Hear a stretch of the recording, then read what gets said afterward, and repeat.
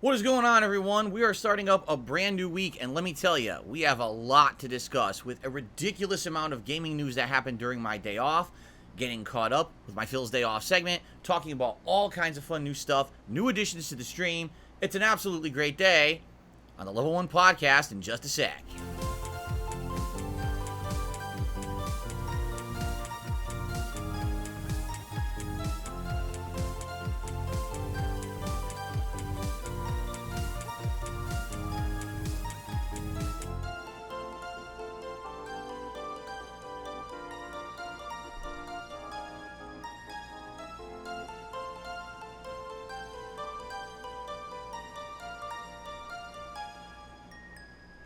All right, welcome back, everyone. It is Thursday, the 18th of May, 2023. We are starting up a fresh, brand new streaming week here on DSPGaming. What a crazy amount of fun stuff we got in store this week, including a crazy fun Street Fighter Marathon this coming Sunday. Tons of coverage of all the new releases that I've been playing, now being able to kind of focus and dedicate myself to them, and putting aside Elden Ring for a bit so that we can actually make good progress. Possibility of maybe even wrapping up a playthrough and having more time to play stuff at night. Crazy good, man. Good stuff. I'm so excited for this week. I hope that you guys and gals are too. And in traditional form, there is so much to talk about this morning in regards to news. This always happens every single week. I have a day off. And it doesn't matter when my day off is, because my days off during the week have changed over the years. Sometimes it's a Tuesday, sometimes a Wednesday, sometimes a Thursday. And it seems like no matter what day of the week it is, boom, news, and more news. We have huge game announcements and updates. We've got updates to follow-up stories like laws and things that were at the Supreme Court. Crazy stuff, man. Google going nuts and freaking out the internet. So we will discuss all this in detail. But of course, today's my day back. And coming back from break, that means that I did some stuff yesterday on my day off. And so we will talk about that. And you'll get caught up on everything going on in me. And then we're going to jump back into Star Wars Jedi Survivor, which has now picked up. We're no longer on that first planet. We're exploring. Last stream, we explored 2 different planets. We're still on one of the bases, the Shattered Moon, and just got a brand new lightsaber style. We'll be continuing on with that, all in glorious 15 frames per second, because the game still runs like crap on the Xbox. But I guess we're just going to tough through it. Man, like, seriously, I got so much positive stuff to talk about. I do. And you know what?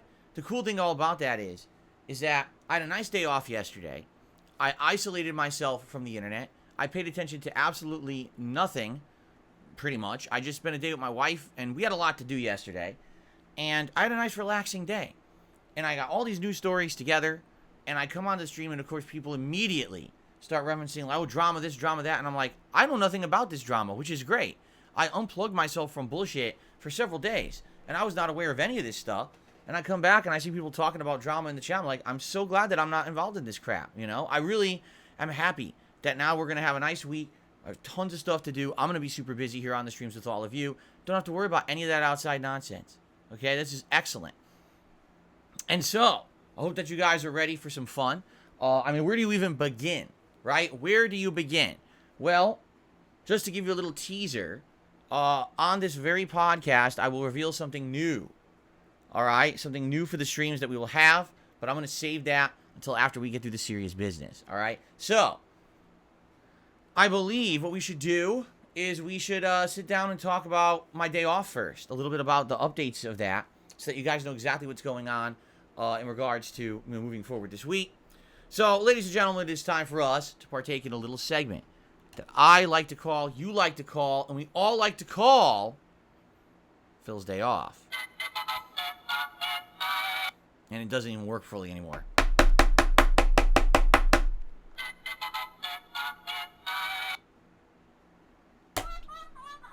Oh, but it plays that. Anyway, so yesterday was my day off, and we have been in the midst of a big heat wave this week. here in Washington State. My air conditioners had to be pumping all week long because we've had essentially 80 to almost 90 degree weather, Fahrenheit that is, which is incredibly unseasonably warm. We've actually hit multiple heat records here in the state. And the good news is it is finally tapering off. Like starting today, it's going to start to dip a little bit, and then over the weekend, it's going to cool back down to what would be regarded more normal temperatures for this time of year. But seriously, absolutely ridiculous stuff with heat. And having our day off yesterday together, where we had to run around and do a million things. We had a ton of shopping to do. We had appointments. We had a million things we had to do together. And I say we, it's me and my wife, Kat. It was just crazy. And it was hot as shit. So we're out there sweating it up all day, running around, doing all these things. Yeah, it certainly would have been better if it was a little cooler and actually like spring weather, but it wasn't. What are you going to do? Among the things that we had to do, one of the things that we had to do was get ingredients. Because this coming Sunday is the DSP Fight and Feast event, which I don't know if you guys are aware. I mean, if you're not aware, I don't know what on earth you've been doing, because I've been talking about this for a while now. But DSP's Fight and Feast is a Street Fighter-related marathon I'm doing this Sunday, May 21st. It is going to have gameplay. It is going to have tier maker rankings. It is going to have a fantasy battle royale, and it's going to have food. And the food component is kind of interesting, because my wife is going to be making several recipes out of the Street Fighter cookbook, which I received as a gift from the Dutch brothers several months ago. And so my wife picked 3 recipes, and we sat down on Tuesday night, and we looked at them together. And I was like, wow, that's interesting. I actually didn't think she would have picked those things. I'm being honest, like, I thought maybe she would have picked some different stuff, but she ended up picking stuff that's, like, not in the comfort zone. Let's put it that way, all right? So we're like, all right, 3 recipes out of the cookbook that I'll be trying during the course of the day, but we need to get some of these ingredients, and we're looking at it, and without spoiling, because obviously if I tell you what the stuff is, it's going to spoil it, which I don't want to do. But some of these ingredients are not common. These are not things that you could just go to, like, the local supermarket in the United States and grab. These are things that we're going to have to go to specialty stores and other places. So we planned out our day, all right, so that we were going to hit up special places to get ingredients for the Street Fighter related recipes for Sunday. And so we also had things to do like pet store and stuff like that. And my wife was looking for something in particular. We had to go to a couple stores to find. So we had a lot of stuff we were doing. Basically it was I'd say about halfway through the day, but we were really hungry.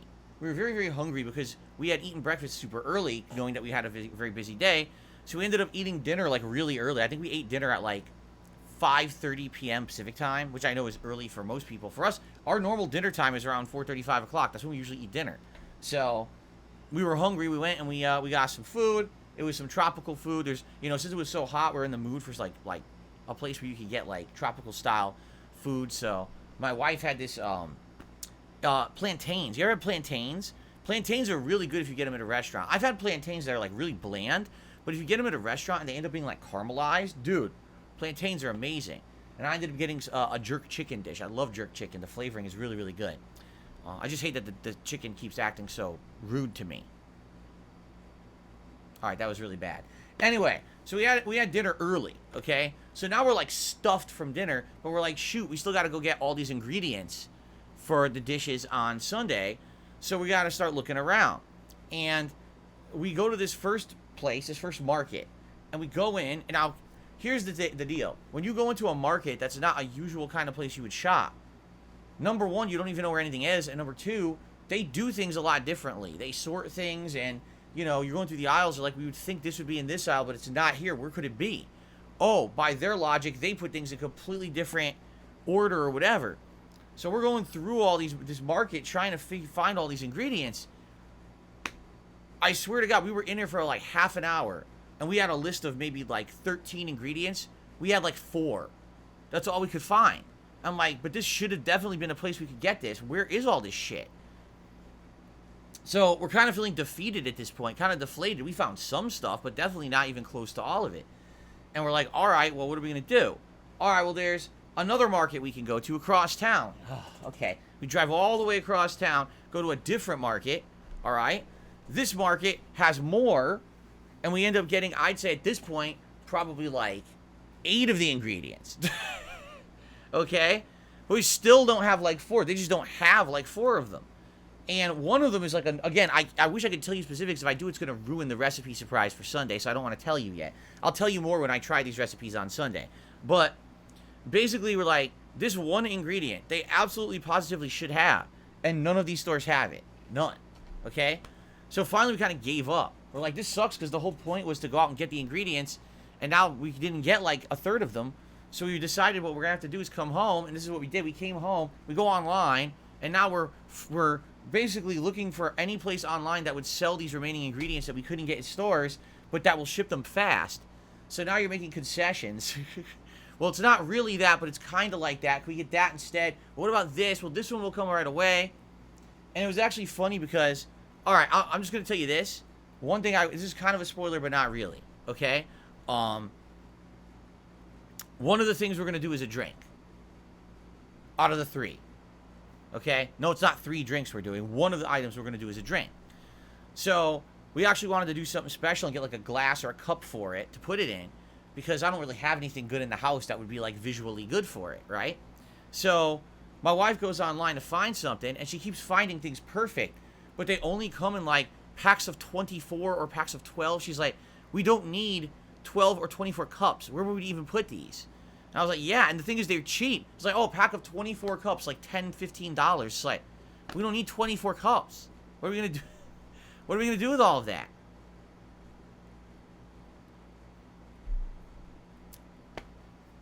So, we had a time yesterday trying to get all the ingredients together for the Fight and Feast. The good news is, as of the end of yesterday, we either have everything or everything's on order, all right?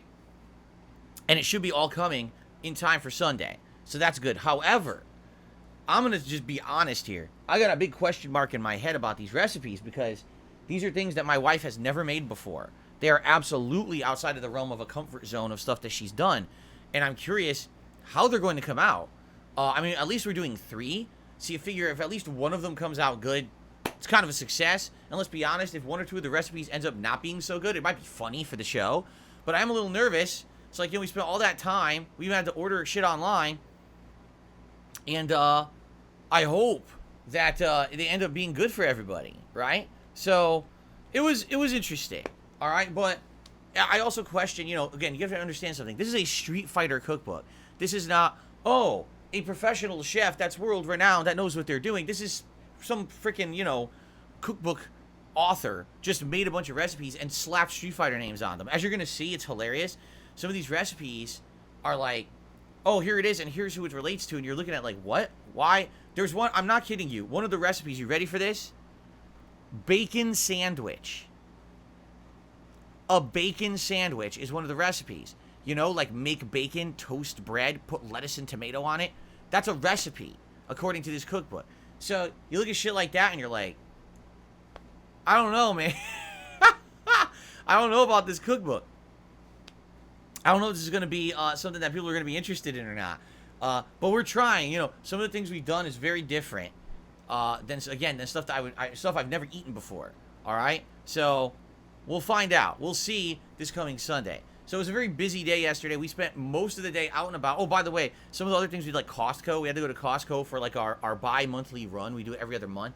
And we had to stock up on everything in the house. So, we're going, you know, we had tons of paper products and shit that we were stocking up on. So one thing we did get, a little different. Usually when we go to Costco, we get some kind of baked good that we have for breakfasts. Sometimes we get muffins. Sometimes we get their pastries. Usually it's, you know, we try to get something interesting.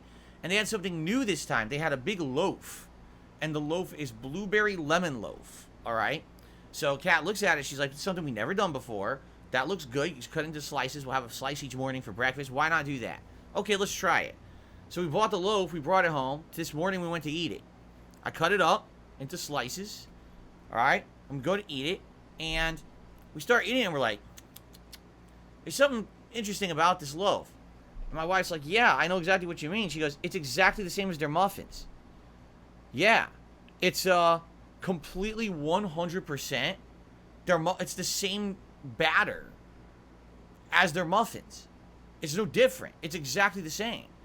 And we're like, so basically the muffins or the loaf, it's the same product. The difference is this has a topping of like lemon and some glaze on it. And it has some blueberries in it, but it's kind of the same as eating a blueberry muffin with some glaze on top. And we're like, oh man, we're kind of disappointed. We were hoping it was going to be something different or special. And we're sitting there and eating it, and we're like, wow, it's just not that good. You know, we were expecting something different or interesting, and this is just more of the same, essentially. So it was all right. Let's put it that way.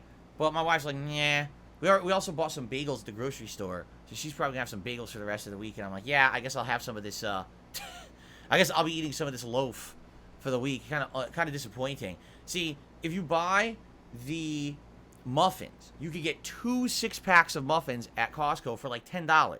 This loaf itself was like $10, but it's definitely not the equivalent of 12 muffins. And if you get 12 muffins, you get 2 flavors. So now you got variety, while now it's just the one loaf. So it's like, it's disappointing. What are you gonna do? Sometimes you take a chance on something, right? And sometimes it works and sometimes it doesn't. The loaf did not work out. It is not. Do not risk it all on a loaf. Let's just put it that way. Never risk it all on a loaf, because then you might be disappointed. That's my advice for you for today.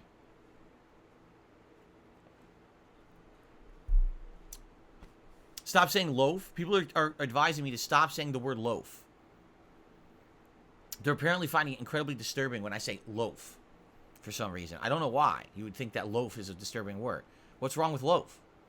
Loaves are good. You have a loaf of bread. You can have a cat that's shaped like a loaf, right? You could loaf around and be lazy. There's a lot of things you can do with the word loaf. I don't know what the problem is. People are very upset with me. My pronunciation is wrong. I'm not supposed to say loaf. Oh, I'm sorry. Loaf. It was a loaf. A blueberry lemon loaf. My apologies. I pronounced it incorrectly. Okay. Anyway. Oh, people are saying you can also drop a loaf, and that would mean poop. Well, obviously I was not mentioning scat, right? This is not a scatological story. I was talking about a baked good from Costco. I don't know how you would associate the two. That's pretty disgusting, actually. Maybe some of you have dirty minds. Just saying. Anyway, let's continue. So, my day off consisted of running around all day in heat, shopping a lot of things we needed around the house, stocking up, and getting all these different ingredients for the Fight and Feast event on Sunday. Now, while all this was happening, okay, last night, a fan of mine contacts me and says, Phil, I've been following your streams recently, and I saw that you had mentioned something interesting that you may want for your streams.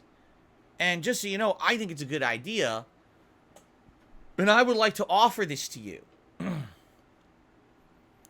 Really? Like, yes, I would actually like to offer you something that would improve your streams. Would it be all right if I got it for you?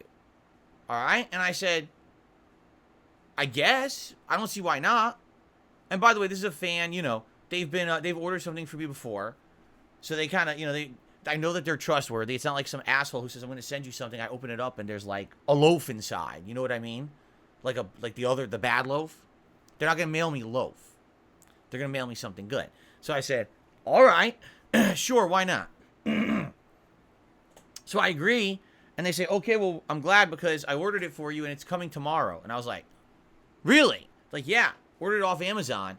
And, you know, Amazon shipping in my area is super quick because I live in Seattle, well, the outskirts of Seattle. And Seattle is the hub for Amazon. This is actually the part of the country where everything starts. So you order something off Amazon in this area, you can get it sometimes same day, usually by the next day. All right? So I'm like, wow, well, this is kind of cool. I hope you didn't send me a loaf. He said, no, I didn't send you a loaf. I sent you this thing that I thought would be very helpful for the streams. So, ladies and gentlemen, I would like to introduce something to the stream, something new. All right? It arrived yesterday, and I'm excited to introduce it. All right? This is someone else's idea. I'm not going to lie. Someone else came up with this idea. It was not mine. All right? But I feel like I can debut it now. And it would be something interesting and fun for the streams, all right? We'll definitely add something. And, I wonder what it could be. Ah! Oh, my God! Holy shit! That's a lot! Ladies and gentlemen, I present to you a bubble gun. That was pretty awesome, and that was like half a second of holding it down. The bubble gun is amazing, all right? It is absolutely amazing. However, there's a catch to it. This thing uses a lot of bubble juice. That's the bubble juice it came with, and it uses a lot of bubble juice. So if I even like hold it down for more than half a second, this thing starts shooting out like dozens and dozens of bubbles all over the place. And it was funny because I tried it yesterday for the first time. And Kat says, wow, that's really good, but be careful because you're in a room with a bunch of electronics. And if you go crazy, right, you might end up like soaking all your electronics in bubbles. And, you know, and also, you know, it gets everywhere. You gotta be careful. And I was like, oh, okay. And it was actually funny because yesterday I'm talking with my moderator team, okay? And I told them, hey guys, guess what? I got something new for the streams tomorrow. And they go, oh no, Phil, is this a setup? I was like, what are you talking about? They go, oh, did someone send you a gun that looks like a handgun, so you put it on stream, and everyone will look and think that you have a gun on stream and try to get you banned from YouTube? Yes, ladies and gentlemen, as you can see, this is an authentic Glock, and now I'm going to be banned from YouTube because this is such a dangerous weapon. All right, you can't send your kids to my streams because I'm waving firearms. Okay, so what it is, it looks like an alien blaster, doesn't it? It kind of looks like the alien blaster from like Fallout. But just to show you how crazy good this is, watch this. Ready? That's a lot of bubbles, dude. And it's the coolest thing. They're small, but they shine nicely. Like, they're really good quality bubbles. Right? That's cool. Now, whenever we hit a bubble goal on the stream, I'm going to use the bubble gun. Alright? That's how we're going to do it from now on. Now, of course, the question is, do we really want to do full screen? Because this is how I used to do it. I used to do this. But now it's like too up close, and now you can't really see the bubbles. I think you might want me to actually be going full screen or on webcam, just stay the widescreen webcam. So when I shoot them, you can see them all on camera, because now they're going everywhere. All right? But, ladies and gentlemen, you see, around here on DSP Gaming, when we have a new edition, we just don't do it normal. You know, a lot of people, they would say, wow, that's great. It's a new edition. It's very exciting to the streams. This is cool. But you see, ladies and gentlemen, here on DSP Gaming, that's just not one step. One step isn't too far. We got to go the whole Monty in. Ladies and gentlemen, I present to you the dual-wield bubble guns. Yes, it's not firing. Oh, here we go. The dual-wield bubble guns. That's what I'm talking about here on DSP Gaming, baby. Yeah. Yeah. That's what I'm talking about. Oh, my God. Wow, oh my, I'm soaked. Dude, there's bubbles everywhere. It went absolutely everywhere on my setup. That's right, I'm a Kimbo bubble, baby, yeah! Woo! Alright. I dare you to say I'm still on level 1 now. But anyway, I have to now get a tissue and clean, because like the bubbles went everywhere. Like they're seriously all over my desk here. Which is what I was, honestly that's what I was afraid of. It was the bubble guns like this. Is that the bubbles are going to go everywhere, explode, and make a big bubbly, soapy mess. And indeed they have. Alright? Anyway, put those back into the holster. Let me get tissue here and clean up. You know what I mean? Wow. Oh my God. Yeah, they landed all over the laptop. Yuck. So, I think what I could do, if I have backup bubble juice from the old bubbles, see? So these are done. Who wants these? This is like blasé boring now. No one cares about this anymore. But I think I can use this.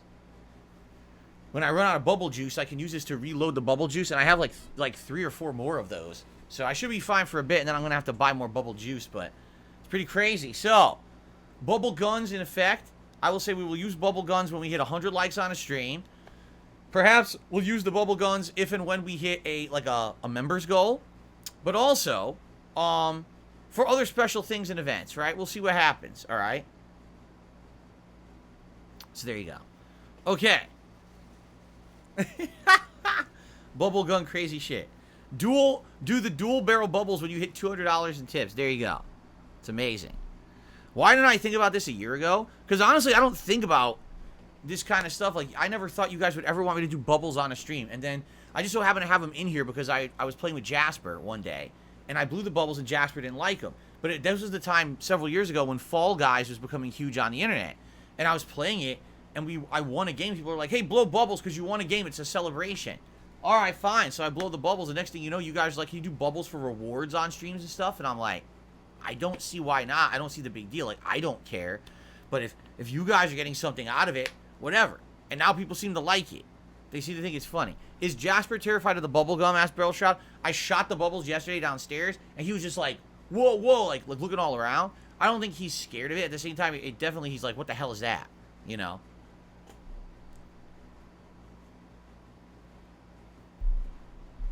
Anyway. There you go. So, shout out to the person who donated the Akimbo bubble guns.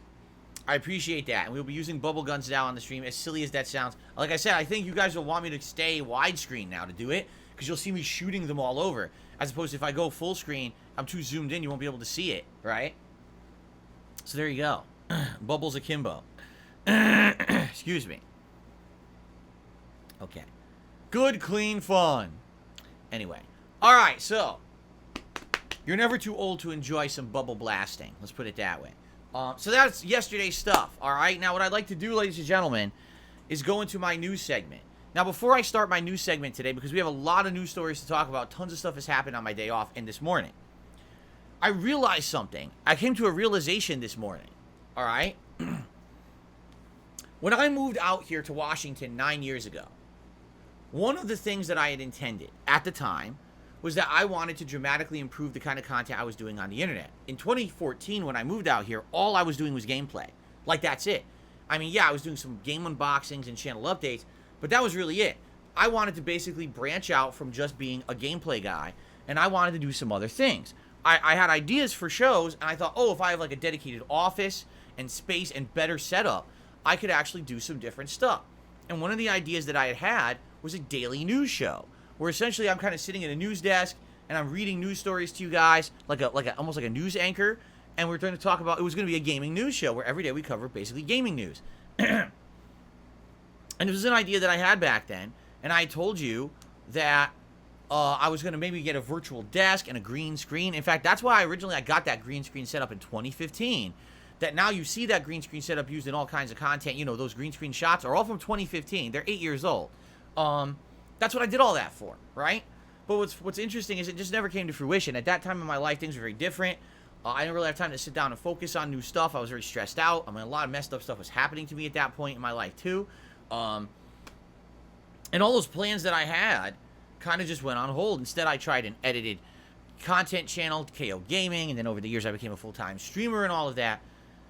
And then, of course, as you know, in the last year and a half, 2 years, I became a podcaster now. Now I do a daily show called the Level 1 Podcast. I think you know about it, perhaps. Maybe you've heard of it. And I came to a realization this morning, right?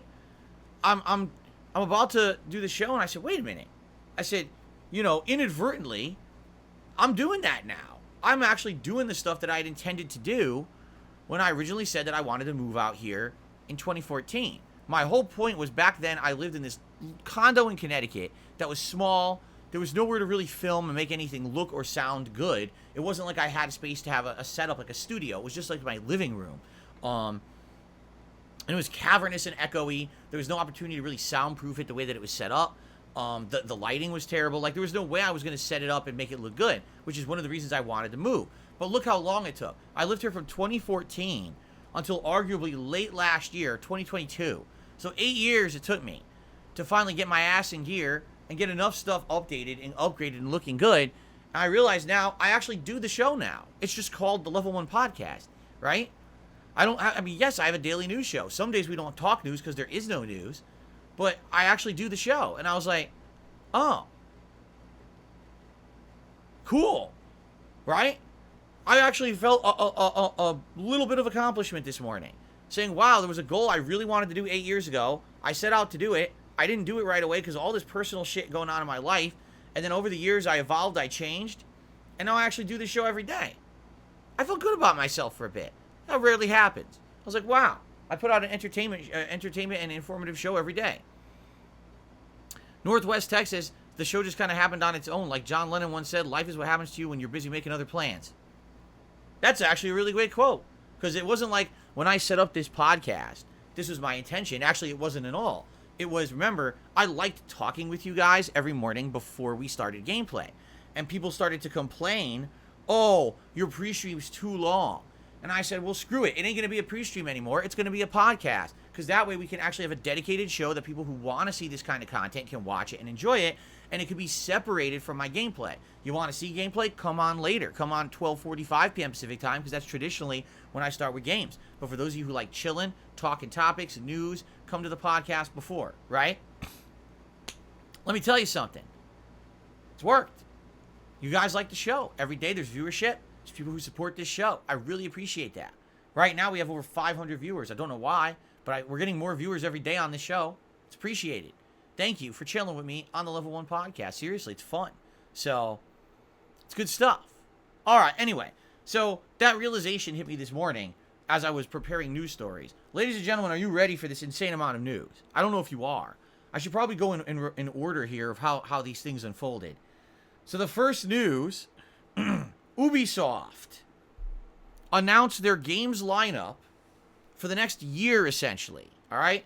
From April 2023 to March 2024.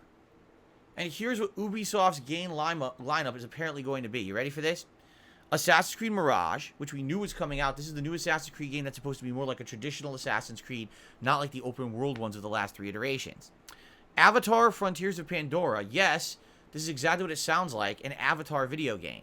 Which would make sense because, you know, Avatar was supremely popular over a decade ago. And they just came out with another one that also was pretty popular. Now no one talks about it anymore. It's hilarious how, oh, it's so popular and no one even pretends like the movie never existed. But now a game's coming out. It's like a little late. It would have been nice if this game came out either when the first or second movie was out. But apparently they're still making this Avatar game. Rainbow Six Mobile. I'm sure we're all excited for that one coming out. The Division Resurgence, which I guess is supposed to be either an update or a new version of the Division. The Division apparently is still doing really good. From what I understand, it's one of the more popular, like, co-op shooter social aspect games out there. Good for them. You know, I played it. I thought it was all right. I thought it was Division 2 I played. I thought it was all right. I thought to play that with friends, it would actually be pretty solid.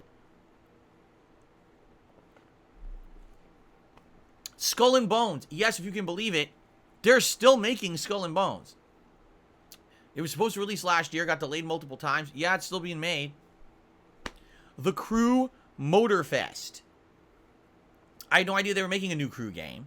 The Crew kind of, you know, hasn't been talked about in many, many years. But yeah, apparently they're making a new one. And there's a new game called X Defiant. I don't even know what the hell that is. But apparently this is the other game. And then another large game.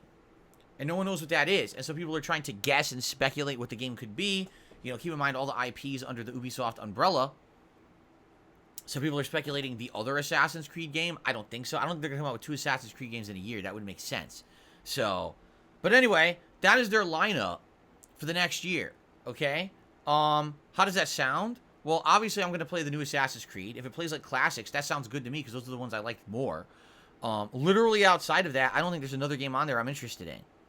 You know? Maybe the Avatar game if it ends up being good, but there's no way to tell. Plus, I don't really care about Avatar. I thought the first movie was average. I didn't even bother seeing the latest one. So, anyway, that's their schedule. So if you're wondering, that doesn't sound like it's too much of an exciting story. I was doing these in order from stuff happening on my day off. So let's continue. Our next news story. Sony has announced a 1-hour press conference next week on May 24th. So that would be 6 days from today. Wait. When's the 24th? The 24th would be 19, 20, 21st, Wednesday. On my day off. Well, I guess I'm not covering it then. So on Wednesday, May 24th, all right, Sony is doing a 1-hour showcase featuring games on PS5 and PSVR 2. I guess they didn't get the memo that PSVR 2 didn't sell very well, because it didn't. Sales numbers are pretty bad from what they were expecting. It hasn't even really sold on pace to PSVR 1, not even close, actually. I think it's one of these situations fool me once, shame on you. Fool me twice, well, you know, shame on me. I don't think people wanted to drop a dramatic amount of money on a VR system again that you play 2 games on and then it sits there collecting dust for 5 years. So, kind of interesting that they're announcing new PSVR 2 games. I feel like this is because they were already in development, and at this point you already made the game, you gotta release it. But seems like VR is going to be another failed outing here for Sony. But anyway, I'm interested to see what new games they'll be announcing for PS5. That's what I'm interested in. But that's on my day off next week. So obviously, I won't be covering it live, but hopefully I'll get caught up on it on my day off, be able to come back and tell you guys all about it on Thursday's Level 1 podcast. Sound good? All right. Continuing on. This was really interesting, okay? So, Google made an announcement that started completely freaking people out. Here's the announcement. Google has announced they will start deleting inactive accounts after 2 years of inactivity. Now, wait a minute. First of all, what does that mean? This means everything. This means every product under Google, including email addresses, including, yes, YouTube accounts. Okay? So people are like, wait a minute. Let's say, for example, there's a legacy YouTube account, right? Someone who used to be an affluent, that's not the word, prodigious. Someone who used to upload a ton, right? Very productive YouTuber. And maybe their videos are well known on the internet. But they decided they wanted to move on from being a YouTuber, and they no longer use the account. But all of their content is archived, correct? Well, what's going to happen to that YouTube channel? It's fair enough. I mean, YouTube is a lot of ways a historical aspect of the internet and internet culture, right? There's YouTubers from 10, 15 years ago that at the time were incredibly prominent. And it's cool that their channels are still there, even though they don't use them anymore. It's really cool to see that those channels are there as a testament to how people used to be, right? Wow, these jokes used to be funny. Wow, this kind of content used to resonate. I mean, hell, on my weekly react show, DSP versus the Internet, we've been watching old internet memes and culture every week. And some of the times I'm like, I can't believe this. People thought this was funny. And people would always say to me, well, it's a different time. You know, 10, 15 years ago, a lot of people had different ideas of what was funny or acceptable. A lot of these people were trailblazers at the time on YouTube. So the question is, what's going to happen, right? Does this mean that YouTube channels could be erased, right? Well, there's good news and bad news. The bad news is this is absolutely true, that anything that's legacy content and is not logged into for about 2 years could be deleted by Google. However, someone went immediately to YouTube and started asking the big questions. Like, are you seriously going to start deleting old accounts and what's going on? To which YouTube's liaison team, yes, they actually have a bunch of liaison people, all right, started answering questions and said, we're going to confirm with you right now, all right, we have no plans to delete any YouTube accounts that actually have uploaded videos. What we're looking to do is completely delete dead content. Someone who made a YouTube channel and never did anything with it, but maybe watched other people's content. Someone who had an email address, used it for 2 years, never used it ever again, and it's been sitting there for 10 years dormant. Basically what they want to do is clear up a lot of this stuff that's been sitting there, you know, eating up space. Now you might say, well, does it take significant space to have a dead account? Well, no, it doesn't. But when you have 40 billion dead accounts, then it could take up space, right? You know, and think about a hard drive. Every once in a while, you got to defrag it. You know what I'm saying? And it seems like this is like a Google defrag.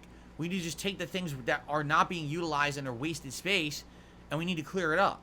So, from what they're saying, all right, hopefully nothing bad would happen to any archived content anywhere. And by the way, they also said, don't worry, this change will not happen till December. And in the meantime, between now and December, if we find something that's, you know, not used, we're going to contact you. And what you would do is, all you need to do is log in. And as long as you log in once every 2 years, the content will be preserved. Okay? So there you go. So in reality, no, this is not going to really affect much when it comes to my content or anyone who just still, actively has access to content. Like, if you have a YouTube channel, it's a legacy channel, just log into it and then log back out. Boom, your channel is saved. You see? However, there is a silver lining here as well. Let's say YouTube doesn't even know what they're doing, because I hate to say this, a lot of the times YouTube fucks up. I don't know if you're aware of this. A lot of the times YouTube screws things up. They have good intentions, and then they just completely, they botch it all. They do what they call a boner. Yes, I know that sounds crude, but they actually used to call it a boner. Used to be a word that meant a mistake, a big gaffe, an accidental mix-up, something that you do by accident.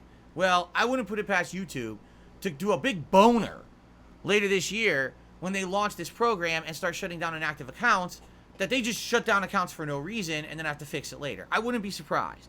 However, the silver lining here is that last year we went through my closet, remember? And we eventually found hard drives. And then we accessed said hard drives and found out I have all of my legacy videos, all of them. So if YouTube ever effed up and deleted, say, Dark Side Phil, my original archive channel, I would have the capability to re-upload all that content. And what I would end up doing is making a legacy channel that I would probably call Dark Side Classics or something like that, DSP Classics, and upload all the classic content to that channel. All right? Why not?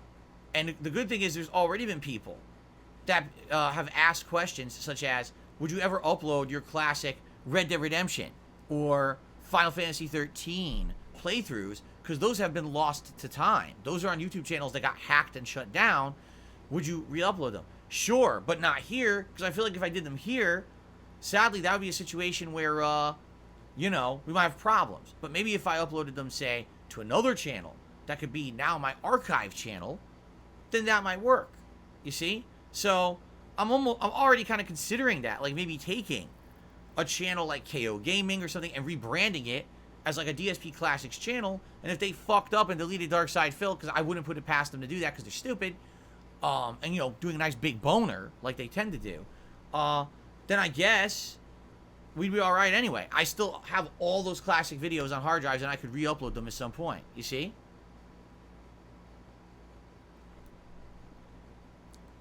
So, in some ways, you could say that Dark Side Phil is boner proof.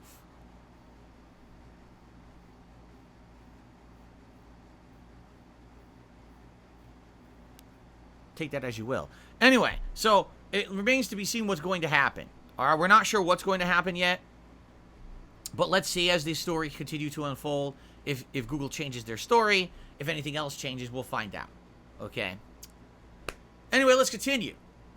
Keep your boners away from me.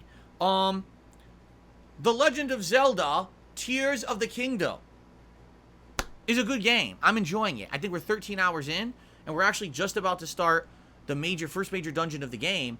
And in fact, I'm liking the game, and you guys are liking the game so much, we changed the schedule around to play more of it this week. Okay?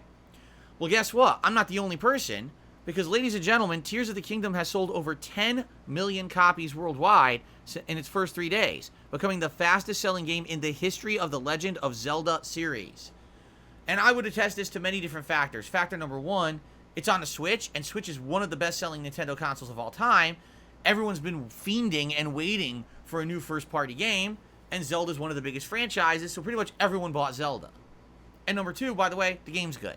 So it's kind of a combination of factors. The game is good, and the console is well owned, I guess. It's out there. You got the market. So this is not surprising at all. It's good to see the game do well. I'm really enjoying the game so far. I'm looking forward to more of it tomorrow, incidentally, on my first stream. Congrats to Nintendo. Because let me tell you something. I would much rather play a good Nintendo game than buy a bunch of these. I feel much better playing good video games, enjoying them, and making productive content for my audience than playing with a little figurine to support the company. You understand what I'm saying? And I'm tired of buying Switch OLEDs. I have 17 of them now. I'm glad to be able to use them for something useful. Obviously, I'm joking. I'm not being serious here. But you get the point I'm making is, I really like the first-party Nintendo titles. I sadly wish there were more of them. Where is the next Mario game? How about a Donkey Kong game? Donkey Kong Country or something? Hey, how about a new Mario Kart? Oh, sorry, we're still reselling Mario Kart 8 for like a decade, right?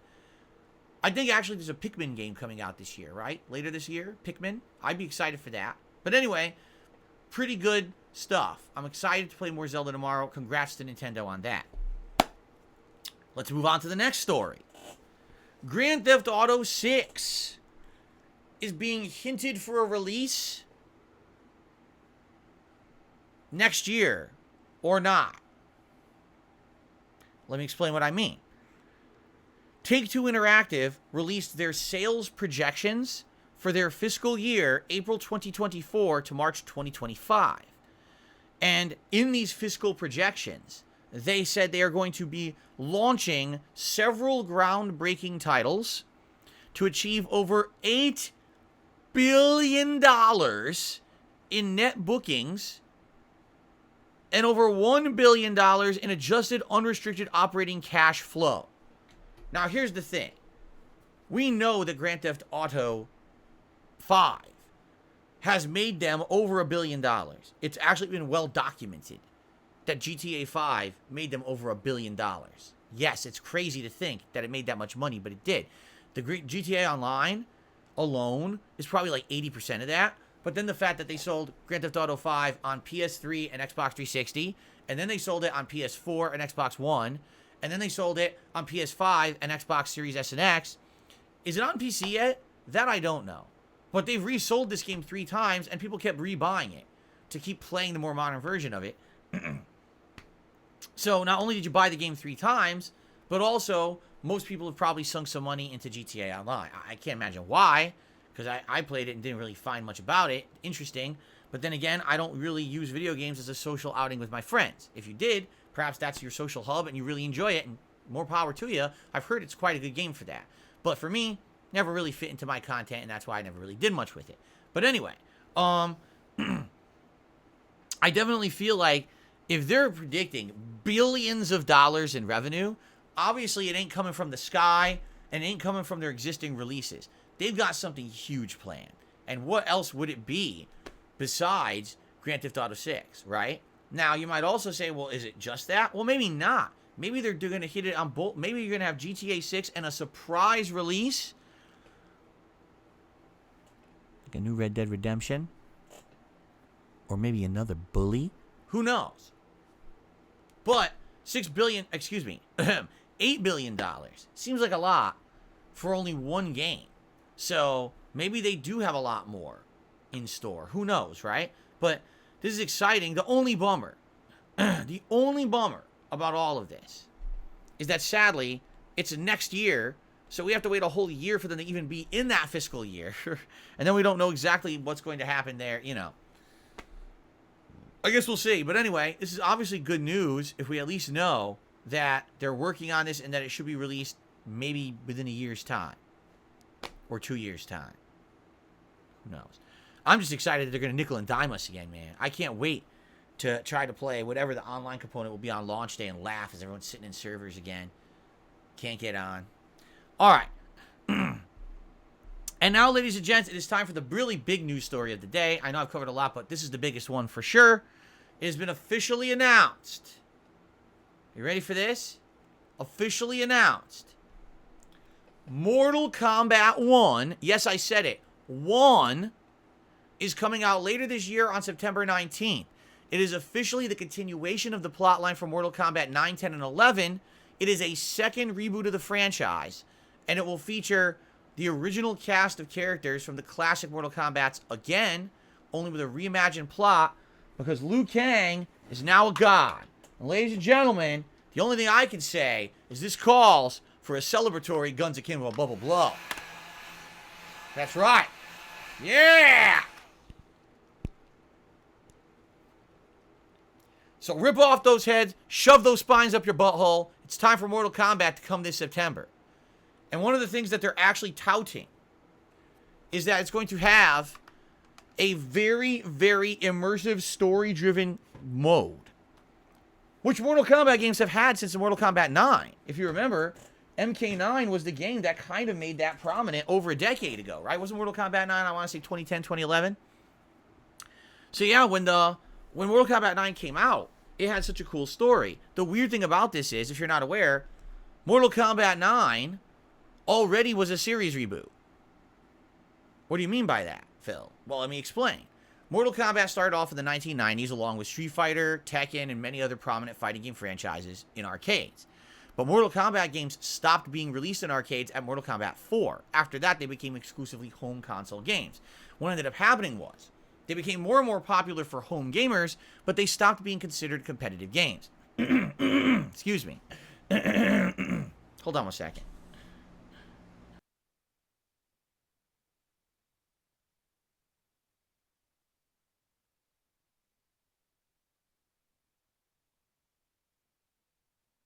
Much better. Anyway, so what ended up happening was Mortal Kombat became more and more prominent as being known as a party game. You play it with your friends, you rip out their buttholes, you know, you shove their nipples into their nostrils, whatever it is for the fatality. They got more and more ridiculous and over-the-top crazy.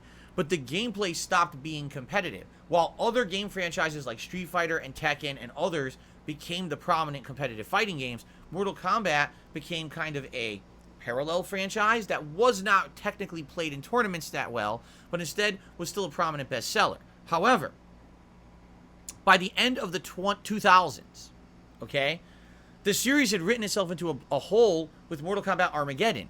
In Mortal Kombat Armageddon, Liu Kang had become a zombie. All the gods were evil. Everyone was killing everyone. And there was like 5 zillion fucking characters in the game, and the game was incredibly unbalanced and a big mess. And so, with the release of Street Fighter 4 in 2009, NetherRealm Studios decided to do something a little different. They said, we actually want to reboot, and we want to start the franchise over fresh and actually take it seriously because we went off the rails with all these games in the 2000s. Let's now start it fresh. So with Mortal Kombat 9, they had an interesting idea. Let's take the plot line at the end of Mortal Kombat Armageddon and let's shuffle it around a little bit. What if Raiden, seeing how all of the actions that he had now spurned by creating that original tournament, Earth versus the Netherrealm, right?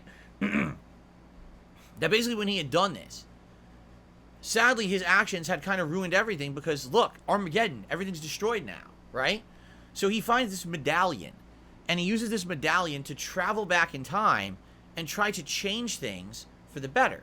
And that's the plot of Mortal Kombat 9, is that he's back in the original tournament of Earth versus the Outworld, and he's trying to change up the plot to make it so that things are better for everyone, okay? And that's one of the more unique plots in Mortal Kombat, and that's when they started having really almost epic narrative movie-like stories.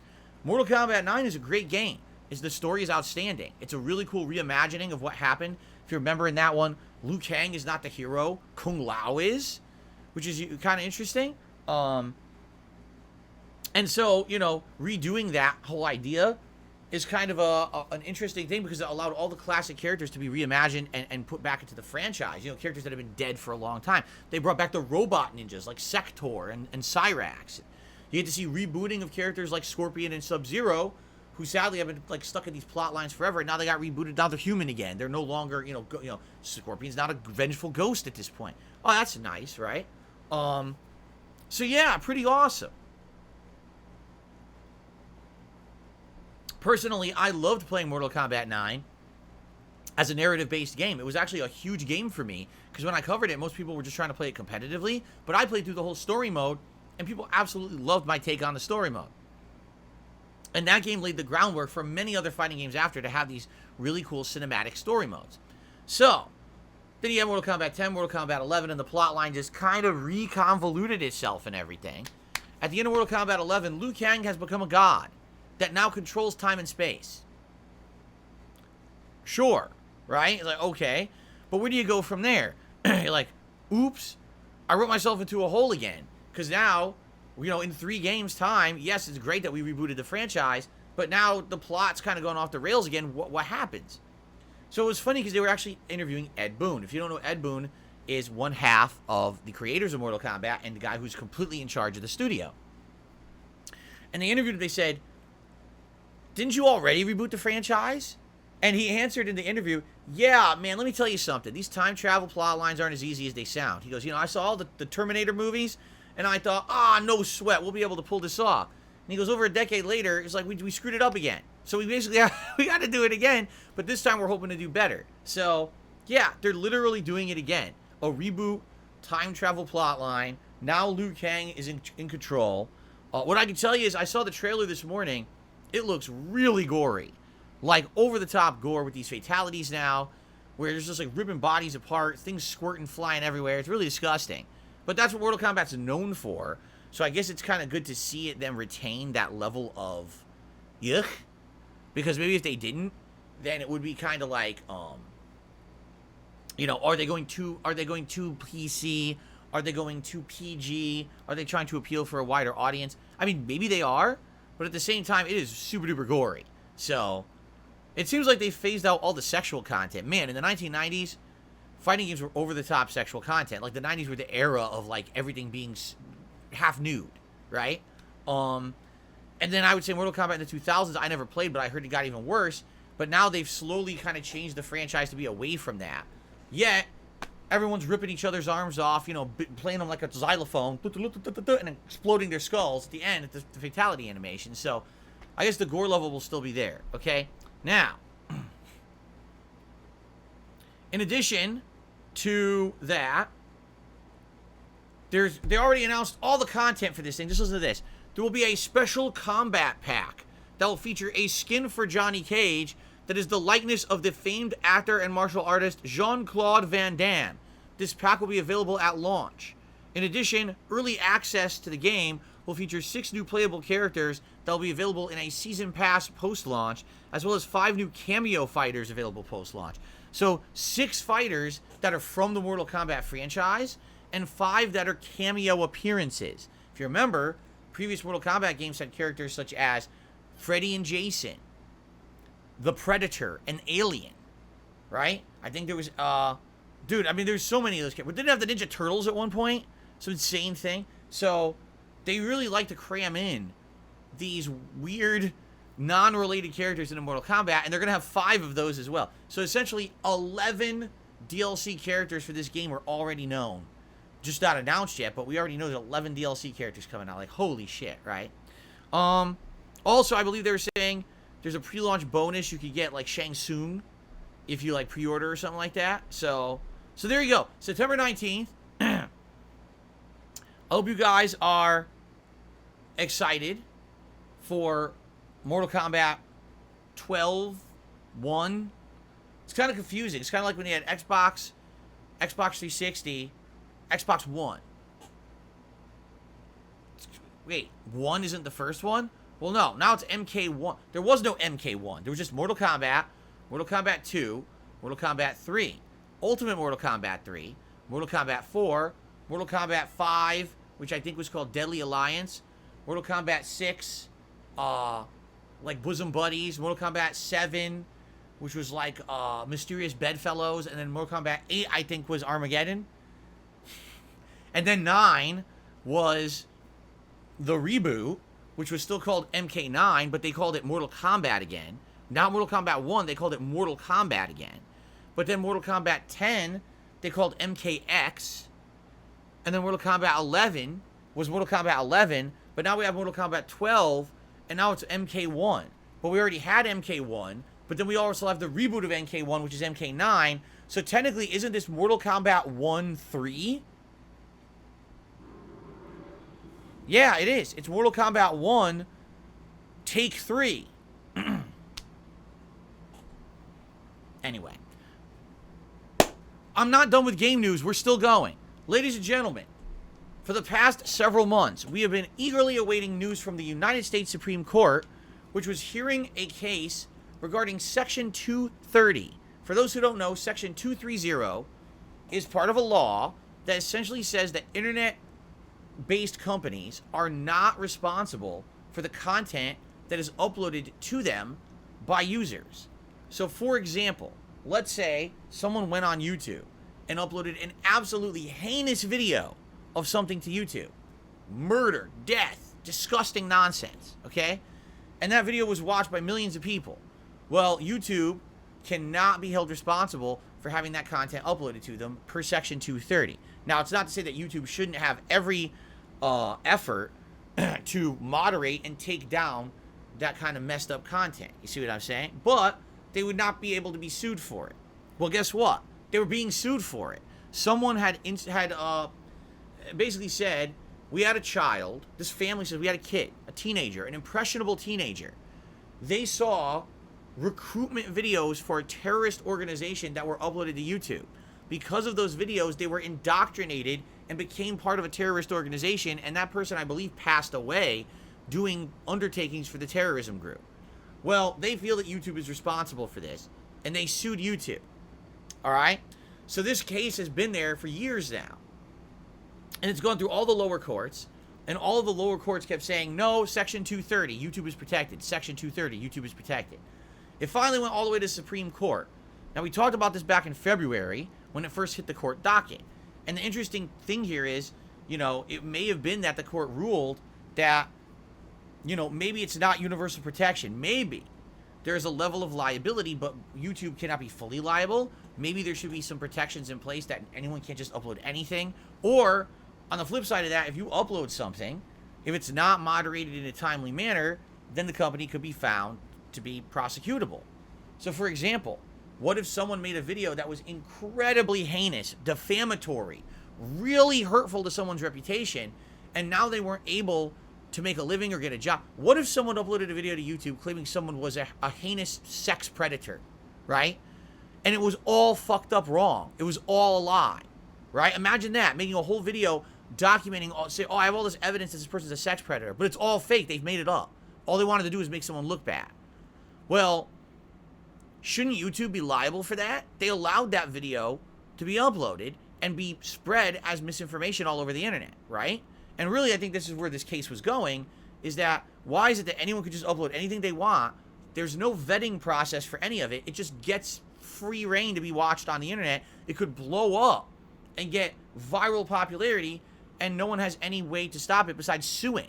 Not everyone just has the ability to frivolously slap out a lawsuit and sue someone for something, right? Well, guess what, ladies and gentlemen?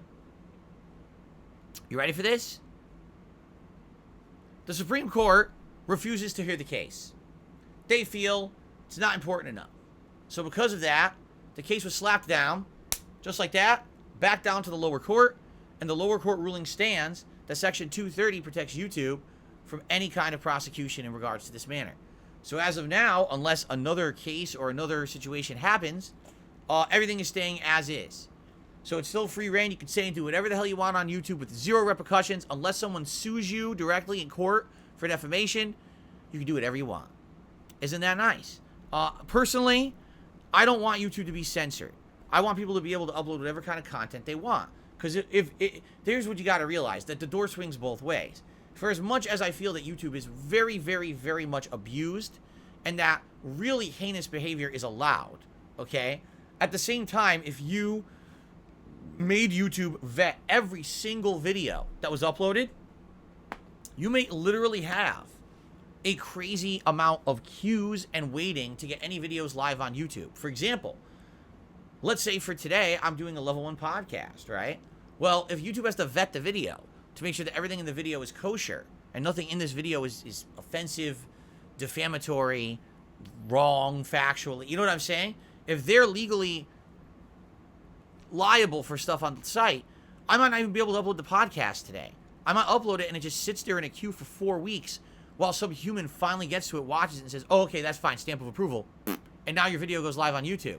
Imagine having a new game or having a new movie coming out, and people want to talk about the game, they want to talk about the movie. Well, guess what? Their reaction can't be uploaded for a month because someone has to vet each piece of content going to YouTube. Or what could happen is YouTube becomes a pay-for service. If you want to use YouTube in a business capacity and get all your videos uploaded right away, you have to pay for that service, and now someone has priority to review your content first, so maybe your content will now go live within 24 hours of posting it. You see? So it's kind of like, you can't have it both ways. You either have the Wild West where everything is allowed, or you have a completely monitored society where nothing is allowed and it takes months for stuff to go live. Is there a happy medium? And I was hoping, honestly, that at least this court case would have the discussion of a happy medium being found somewhere. Because I really do feel that, sadly, YouTube is abused on a daily basis by people who have malicious intentions to just get over and get personal gain at the expense of tons of other people. It's really immoral and messed up how YouTube has become this cesspool of garbage.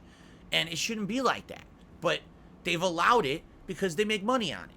And it's sad that money is more important than actually doing the right thing and preventing people from being hurt on a daily basis by the site. But that's what Google cares about. What's legal, not what's right or what's moral. So it is what it is. I wish that there would have at least been some kind of a discussion about improvement. Instead, we're just back to square one. Back to the uploading of loafs. Lots of loafs. Every day. A lot of places on YouTube. If you know what I'm saying. And I'm not talking about the lemon blueberry kind. Okay.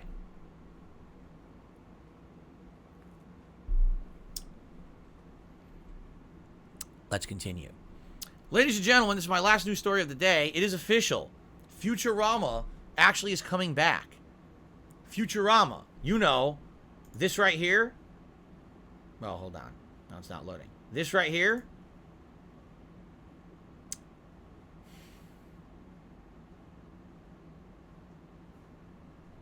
This right here. See? That? That's coming back. Well, not so much the guy swimming in money. He looks like an asshole. But Philip J. Fry is returning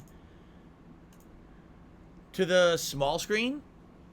That's right. Futurama is getting a new season starting July 24th on Hulu. It's a 10-episode run. So, good news, everyone! Or is it? Because I do have something to say about this, and I talked about this last year when they first announced this. Alright? For those who don't know, Futurama has been around for quite some time. It's one of the more revived series. And what I mean by that is, there's basically, this series it originally was on the same time, if you can believe it, in the 90s. With shows like The Simpsons, okay? And then it went off there, and then it got a lot of popularity being run in syndication on channels like Cartoon Network. And so then it ended up being revived, and then it ended up being retired again. But then it got like exclusive, not mainstream channel runs. Like Cartoon Network ended up doing several seasons of it. Then it got retired again, and then they ran movies, a series of movies that did really well. And then the movies revived the series again, and it got another renewed run. So this series, I'm serious, at this point it has like 10 seasons, but it's like some were on Fox, some were on Cartoon Network, some were movies. It's so confusing. Now I can tell you something. I love Futurama. It's actually one of my favorite adult cartoon shows I've ever seen in my life. I think the writing has always been good, and I just like that Matt Groening. I don't know if I said John. Matt Groening, I just like his humor style.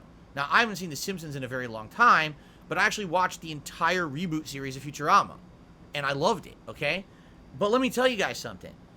It ended, and it ended well, okay? The way they ended it was essentially an infinite reloop. Here's what happened. So, Fry and Leela, the two main characters of the show, got stuck in this time loop.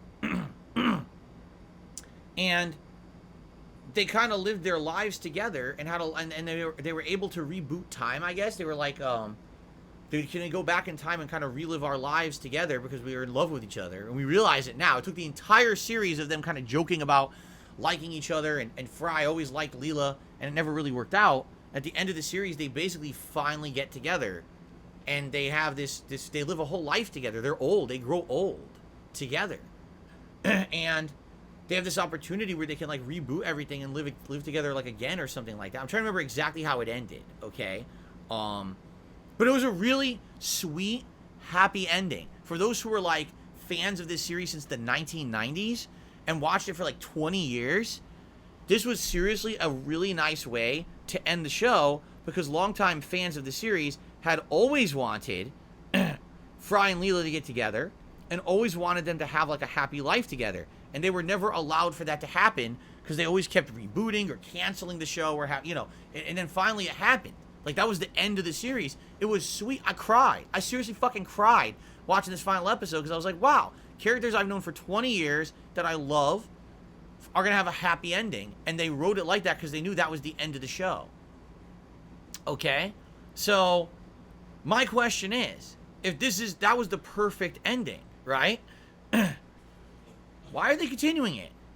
Sometimes, I hate to say it, sometimes things are better left done with, right? I do feel like sometimes things go on too long. And the story of Futurama ended on a high, beautiful note. There was no reason to continue it. That was what series fans had always wanted. Is they wanted to see that happy ending, and they finally got it after waiting like 20-some years. You got your ending. You're like, the payoff was there. It was worth it to watch it all along. And why on earth now they decided to now reboot this series as a Hulu exclusive series? I have no idea. I'm actually confused. Legit. I'm like, why is this? And the funny part is, like, I just got rid of Hulu. I just canceled it. Right?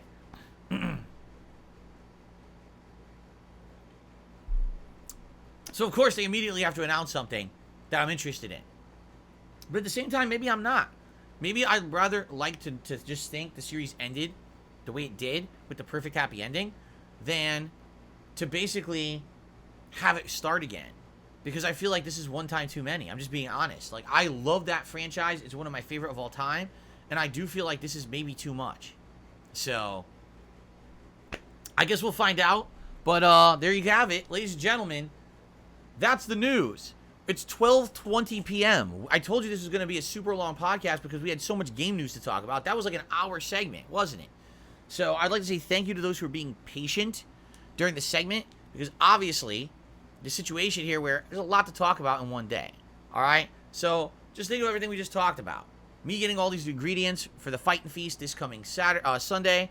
Bubble guns have now been added to the streams. And we got a ton of cool news that we went through. Very briefly, let's go through the schedule, and then let's do shoutouts, all right? Briefly, today, the continuation of Star Wars Jedi Survivor. We're on the Shattered Moon world, which is basically like a space base. It's interesting. It's fun. We just got a new lightsaber type. That's a giant broadsword-like lightsaber. And I'm excited to use this and learn new techniques in it. I think it's going to be a fun stream, despite the fact the game is running like shit right now. We're going to push through and hopefully have a good time with Star Wars today. Later tonight, 6:45 p.m. Pacific time, it's the continuation of Final Fantasy V Pixel Remaster. I'm really excited for this because we had a humongous plot development last time around, and now we're heading into essentially what people would consider the final third of the game, where it actually gets quite interesting, and I'm excited for that. Hope you'll join me tonight for that. Tomorrow is the continuation of Zelda Tears of the Kingdom. We'll be heading into the first major dungeon of the game and hopefully being able to complete it all on that one stream. I'm definitely excited for that to see how far we get. Tomorrow night on the late stream, it is Oblivion.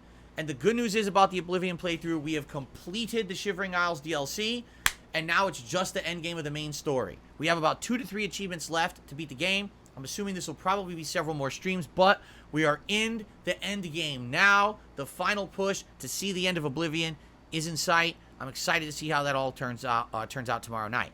Saturday, DSP versus the Internet, my weekly clips react show over on DSP Reacts, my sister channel. It'll be fun. Please submit your clips if you're a member over there. If you haven't yet, I can't wait for that. And then, of course, Saturday night will be more Final Fantasy V Pixel Remaster. Sunday is the big Fight and Feast event, a great marathon featuring classic Street Fighter gameplay, featuring recipes from the Street Fighter cookbook, multiple tier maker rankings, a fantasy battle royale, and some surprises.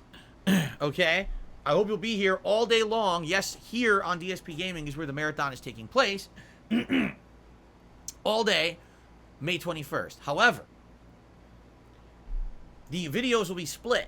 All the gameplay style videos, such as the runs in Classic Street Fighter and the Battle Royale, will be uploaded here, while the tier maker rankings, the food vlogs, etc. will be uploaded over on DSP Reacts. So this is going to be a good source of content for both channels all week long. Okay? Monday, more Star Wars and more Oblivion. Tuesday, more Zelda and probably more Final Fantasy, unless it looks like we might beat Oblivion, in which case I might actually do Oblivion 2 nights in a row to wrap it up. Now, you might notice something. I did not mention Elden Ring at all. You're absolutely correct. Elden Ring is currently on a hiatus, while we make a big push to make progress in the 2 new releases of Star Wars and Zelda, and we try to finish at least one of the late night games as well. Why am I doing that? Because once we do that, now we can focus more in on that stuff, and we can basically get stuff done by the end of the month. When Street Fighter 6 comes out next month on June 2nd, I need a lot of time to focus on it, so I can't have 100 lingering playthroughs. I'm going to do my absolute best this month to make progress in all these games, so I hope you understand. That's why Elden Ring's on hold. Now, Elden Rings will continue. Elden Rings. Elden Ring will continue. You understand? But not in any kind of a huge capacity. It will probably come back to the streams once we wrap up perhaps Oblivion, and maybe it'll take that late night slot up so we can still keep playing it for variety purposes. But the thing is, I've gotten very far into the Elden Ring second run. We're getting into the last third of the game.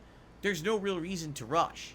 We've accomplished what we wanted to accomplish, which was get far enough in the game that when the DLC comes out, I could jump right into the DLC. I'm pretty sure we've gotten far enough into the game to do that. So, I hope you guys will join me when Elden Ring resumes. When exactly that'll happen, I don't know, but I'll let you know when I know. All right? That's the schedule. I'm clapping right into the mic, blowing your ears out here. Hopefully, headphone users are still active to hear. Sorry about that. It's time for shoutouts, and we got a ton to do. So let's start at the beginning. We've got Gamer Guy, who re-upped his membership for 7 months. Thank you, Gamer Guy. We got Beaver Bother, who became a channel member this morning. Hopefully they've learned their lesson and will not be bringing up drama and nonsense, because they were the other day and it pissed me off. So hopefully they've learned their lesson. If they don't, they're going to get banned again. SNURFG Snurvg, I apologize as I don't know how to pronounce your name, did a $10 super chat. Thank you for that.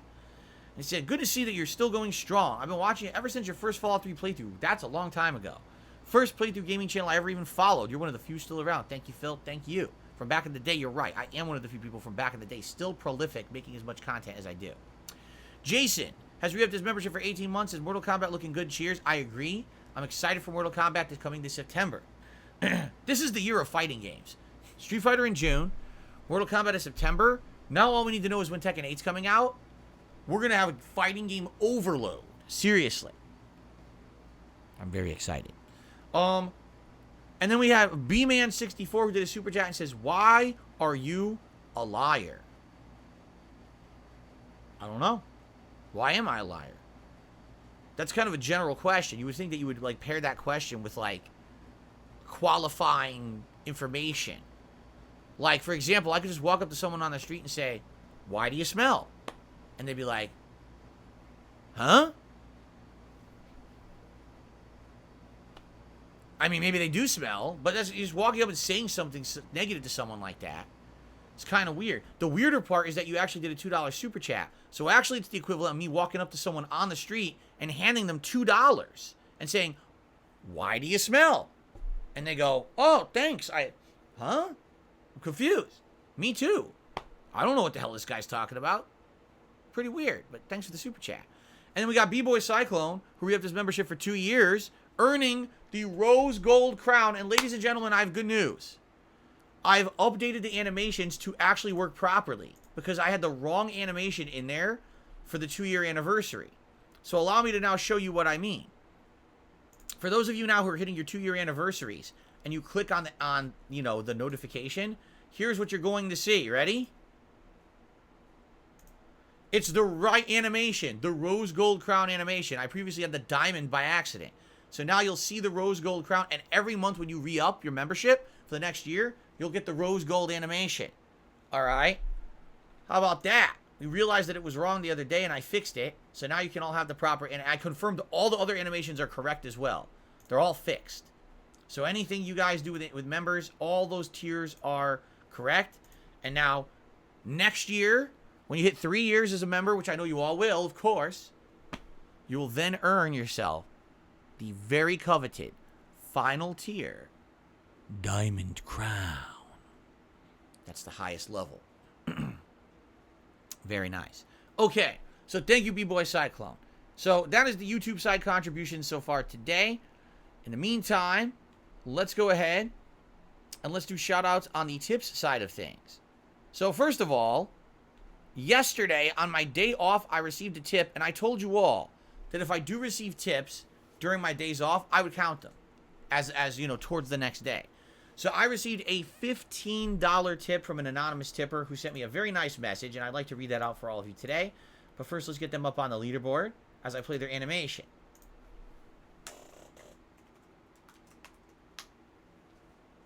That is not what I wanted to type. That's what I wanted to type. There we go. Okay. B-Boy Cyclone says I didn't read the message. Oh, who do I need to punch to get the Final Fantasy 13 playthrough? As I said, B-Boy Cyclone, I have some interesting plans. I am considering rebranding my KO Gaming channel to be DSP Classics, where I will then upload legacy content that's lost to time.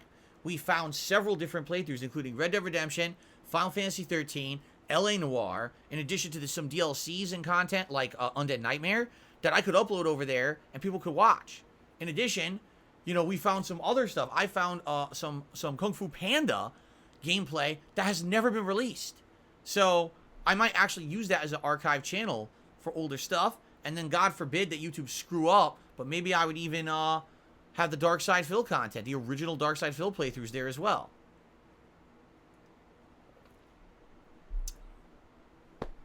Anyway, we'll see. But I'm thinking that could be like a summer project. When things slow down in the summer, maybe have some legacy content. We'll see. Anyway, this anonymous tipper says the following. Thank you for the content over the last month from the React channel and to the gaming one. It keeps me entertained at home and when I'm at work. Well, there you go. You're very welcome, and thank you very much for the kind words and the contribution.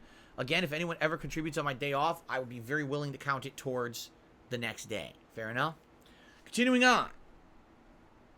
We're not in summer. It's still spring. Summer is more than a month away, by the way. I received a $2 tip from Hotel Dude. All right. Let's see here. He says, you deserve all of your accomplishments. You deliver tons of chill moments. They keep me and my mates entertained. Your legacy is alive. Big names talk about you all the time. You do you. Keep on trucking. Papa Phil. Thank you very much to Hotel Dude for a $2 tip. I appreciate that very, very much. What nice, kind words. I received another $2 tip. This one is from Lady Charisma. On the topic of Mortal Kombat, I always thought The Miz would be perfect for the role of Johnny Cage if they put Cage in a movie. Yeah, but did you hear they're possibly getting the actor who played one of the major roles in The Boys? I forget the guy's name. He's been in a lot of stuff. He was Judge Dredd. He was in the Doom movie. I forget the guy's name. But they're considering getting him to be Johnny Cage. I think he would do a good job. But at the same time, yeah, I do think that maybe The Miz kind of lives the role. No? Or maybe not. I don't know. But, alright, thank you very much. I received another $1 tip. Carl Urban, thank you. His name's Carl Urban, and he's a very good actor, by the way. He's entertaining. Okay.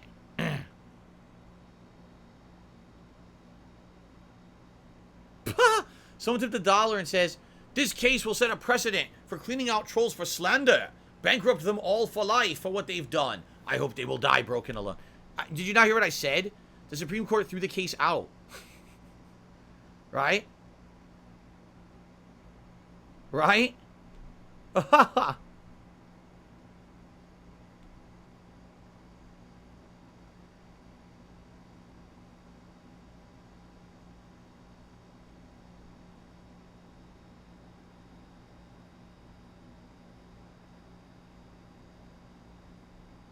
Okay, anyway.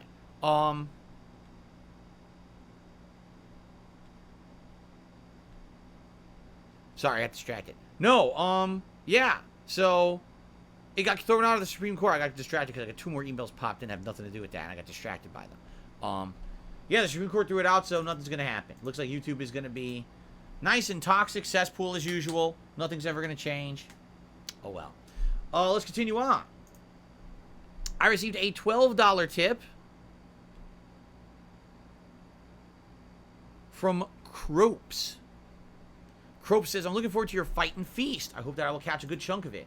If not, remember, if you cannot be here for the Fight and Feast on Sunday, which is Sunday, May 21st, this coming Sunday, all day long, no worries. You can always get caught up after the fact, as everything will be on demand. All the gameplay will be going live that day. What I will probably do is split up the content to upload it over the course of the week. So I'll probably do like one of the tier makers and maybe one of the food vlogs I'll upload the first day. Then maybe I'll do another tier maker and a different food vlog the next day, right? And then maybe we'll do the third food vlog another day. You know, splitting it up so that way it's not all just, you know, all one day overload. You know what I mean? Or maybe I'll just do one a day. Maybe I'll do one day a food vlog, one day a tier maker, one day a food vlog, one day a tier maker, and spread it out over the week. But keep in mind that, no, I'm having a brain fart. Never mind. Okay. Shall we continue? All right, ladies and gentlemen. I received a $100 tip from Jinx. $100. Yes. 100 smackaroos. 100 simoleons. 100 rubles. Thank you, Jinx. I was not expecting that. Jinx had said that they were going to scale down their level of support, that they were still going to support, but it was going to be far less. Well, I wouldn't necessarily say a $100 tip is far less. But this is ginormous, huge, positive. Thank you so much, Jinx. And Jinx says the following. You ready? Hold on. Jinx says the following. Hope you had a good day off. I did. It was stressful and hot, but at the same time, we got a lot done. Hope you're doing well. I'm looking forward to your streams today. I can't wait for the Fight and Feast, but I'll be working, so I'll be lurking. Sounds good. I'm sure a lot of people will also be doing that. Thank you, Jinx. So guess what that means? It means it is Gunnar Glass's time. And it also means that there is going to be a hat on today's stream. We are now 12 straight streams, ladies and gentlemen, where we have hit all the funding goals. 12. Okay? Today would be number 13 if we hit it today. Being at 132 out of 150 is a pretty damn good start, I would say. Alright? So thank you very much, Jinx. The streak may continue. But in the meantime, it is time for us to do a poll to determine what hat you guys would like to see today for Star Wars. Alright? So here we go. Which hat is Jedi best? The red fedora, the cowboy hat, the beret, or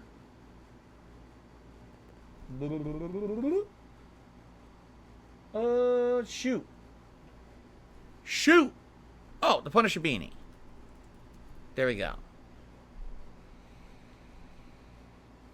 So please vote and determine what hat I will be wearing on today's Star Wars Jedi Survivor stream. And of course, if you guys like the content, and if you would like to consider, by the way, Audio Object, I've had enough of you, and now you can enjoy your band. Seriously, I've had enough of you. He's bringing up drama, which everyone we've stayed away from. He will not stop, so he's done. If he apologizes and says he'll never do it again, he'll come back, but I don't trust him at this point. He's been doing it all morning, by the way. Okay. So, yeah, I'm excited for this week. I'm excited for the content. I hope you guys enjoyed the show. What a jam-packed show we had. I knew it would be a very exciting show coming back here, and a lot to talk about. Oh, I received another tip. Hold on a second here. I received a $2 tip. Is the streak continuing? I don't know. Will the streak continue? It may not. But thank you for the $2 tip. It's not a huge concern of mine if it doesn't continue. At the same time, sure, it's amazing that it has gone as long as it did. 12 straight streams and climbing.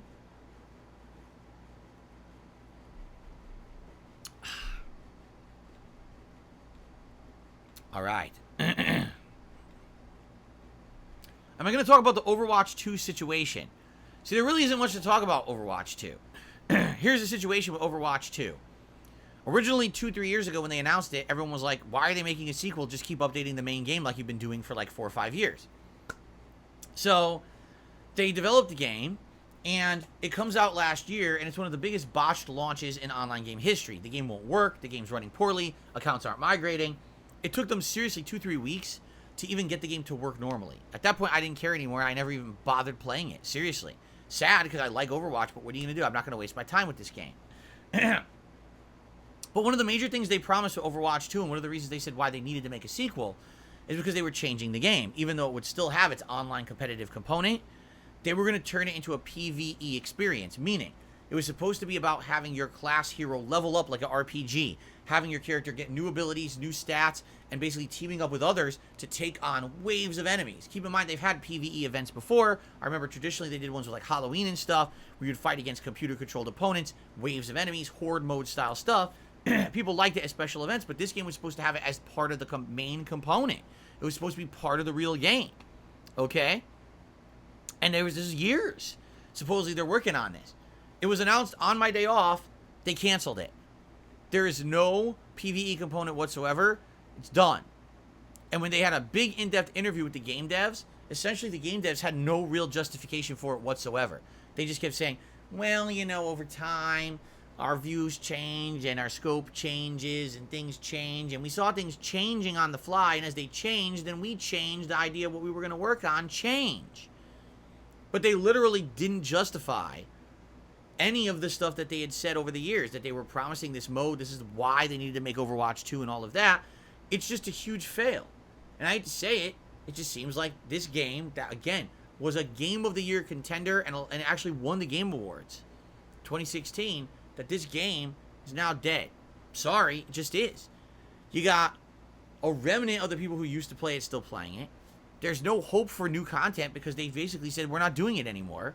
We're just going to continue to update the game like we always did as an online-only game. And it's sad. It's sad to see how the mighty have fallen. This game, at one point, was absolutely amazing. It was mainstream prominent. I mean, hell, I'm not kidding. We have a sunshade in our car that's Overwatch. That's how big. We just went to a random store, and they had an Overwatch sunshade, and we bought it for our car. Today, I dare you to go into any store in the mall and say, hey, how about that Overwatch? They would say, what the fuck is Overwatch? Nobody knows or cares. Sad. Anyway, guys, that is it for the show. I hope that you guys enjoyed the Level 1 podcast. Let's wrap it up for today. Thank you all for watching. Great jam-packed show today. I hope you enjoyed all the topics. New stuff, bubble guns, shooting wildly akimbo. And I'm very excited for a fun, positive week coming up. I hope that you guys will join me for all of it. Thank you all for keeping the drama off the streams where it belongs. And I'm ready to jump into Star Wars. So, once again, I hope that you all are having a happy spring and staying allergy-free.